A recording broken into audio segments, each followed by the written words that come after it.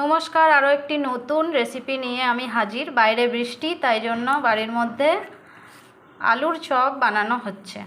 সেই জন্য সেদ্ধ আলু নিয়ে নিয়েছি।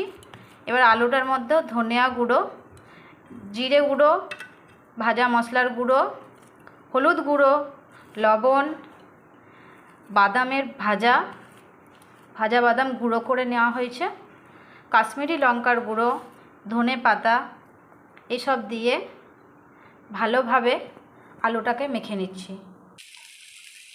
এইবার এই পুরের আলুটাকে আস্তে আস্তে করে ভালোভাবে ভেজে নিতে হবে, যাতে কাঁচা মশলার গন্ধটা না আসে। আলুটা ভেজে এইবারে চপের আকারে গড়ে নিয়েছি, আর এই সাইডে বেসনটা গুলে নিয়েছি।